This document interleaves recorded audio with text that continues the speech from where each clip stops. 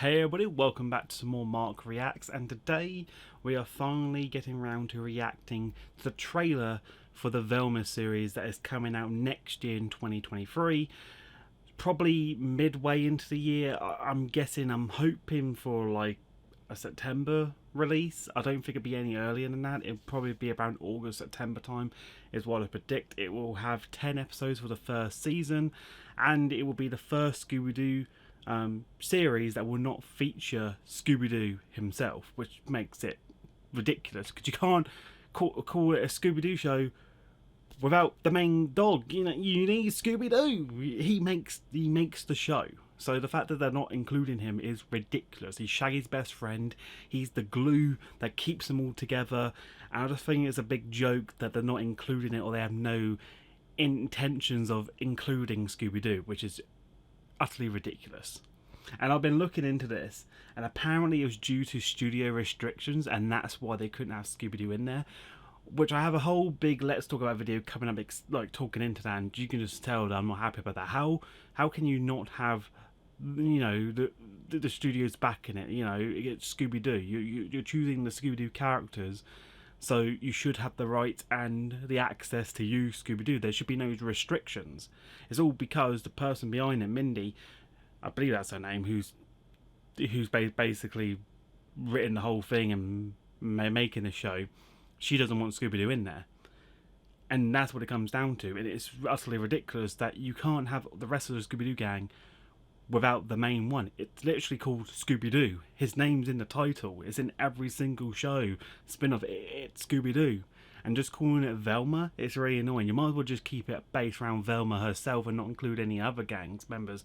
But if you're going to include Fred, Daphne and Shaggy and not Scooby-Doo, then that's really, really, really hurtful to the fans out there, because you know, you're not really putting us first. You're just thinking about yourself and what you want, and you feel like Scooby-Doo isn't a big part, like he has nothing to do with the franchise. He doesn't bring anything to the table. That's utterly ridiculous. If you watch Scooby-Doo from the first series that it started and Where Are You to where it is now, Scooby-Doo plays a big part. He may not be the bravest, but he definitely keeps us entertained. He definitely is there to have the gang's back, and he is loyal, so he has that qualities about him.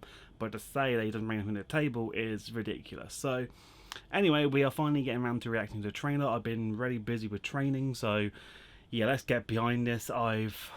Have downloaded the video, so I have it already, so there's no point watching it straight from YouTube. So yeah, let's get straight into this one. Dear HBO Max, why is she speaking in the fourth wall? Why is she doing a dead Deadpool acknowledging the audience? You know, what does HBO have to be part of their own show? Oh, okay, that's quite sick. Velma's dead already. Serial killer on the loose, loves killing girls, obviously. There's the news people. Jones, Gentleman's Accessories. Oh my god. And I love how Velma goes, I hope you die. When's Velma ever been that, like, evil? Hello? Velma Dinkley speaking. Hello, Velma. Do you like solving mysteries? Yeah, but I'm actually much more three-dimensional than that. Who is this? The animation I quite like. There's something wrong with the animation style. The voice, there's no emotion in the face, but you know, what's really annoying is they're ripping off Scream right now with the whole killer calling, and then the killer's in the house. Oh, Velma's dead. Well, that lasted long. Well, she dies in the first episode. So we saw the news article, the TV with the news letting her that the serial killer's on the loose, and obviously targets females, so it's definitely not going to go over the male cast members, but still he might change his MO up. But I feel the whole killer calling with the voice change a bit, that's definitely a Scream vibe. That's Ghostface's MO for sure. So they're using Ghostface as their main protagonist, and the whole knife, it's Ghostface. That's what I'm guessing at. So it's gonna be more like Scooby-Doo crossover between Ghostface. Is what's my mind, and it's more gory as well, which was I've been after for such a long time. I just really wish they wouldn't ruin the entire gang, like you know, Holy Trinity. Like, you had Scooby-Doo, you could use Scooby-Doo, but you chose not to. You chose to abandon the dog and just exclude him out, and like there's no remarks for it. And if people are wondering, this is a prequel, so it's like non-canon related, so it's before the gang have even formed together. So there's no indication that they're already the Mystery Inc. gang. That's something they form later on when they discover each other and get to know each other and then find that they have a knack for this type of thing. So I can definitely see it, but the calling non-canon kind of makes sense. I don't have Scooby-Doo, so I don't class it as a Scooby-Doo film, but I'm still excited to see it. It is 10 episodes, and apparently Warner Bros, with all the controversy about people not liking how they didn't include Scooby-Doo, apparently they fired a bunch of people working on this, so hopefully they might include Scooby-Doo. We don't know. This is the first trailer. There's still going to be sneak peeks, there's still going to be more artwork released for it, there still has to be more trailers, there's probably a second one come out next year to hype it up. But for 10 episodes, I really hope it does well, because if it does well, they push towards that direction of doing more in that style of making it gore and violency for more adult audiences, but also keeping the kid-friendly content for the viewers at home. And HBO Max does make that kind of good place on there. I know a lot of people are hating it because of Velma's skin tones change, so is Daphne in that, but even Shaggy as well, but I really don't care whether their skin tones change, as long as the characters are still the same characters that they've always been. So Shaggy's going to be the over-hungry eating one with an appetite, also scared, kind of upset he doesn't have his Great Dane with him. We have Fred, who's supposed to be the leader, makes all the traps and that, so hopefully he still drives the mission machine, makes the plans, sets the traps up, has that role as he did in all the other incarnations before him. Obviously Daphne, like the damsel in distress, love triangle between her and Fred. And then we have Velma, who's supposed to be the brains of the organisation. So, again, as long as they have those similarities between them, I can get behind watching it. So the colour of the skin doesn't really matter with me. I don't care, as long as the characters are the same. If you're going to change up the characters and not going to wear their attire and not going to be like the brainy one, what if they made Velma the dumb one? That makes no sense. And they made Shaggy the bright one.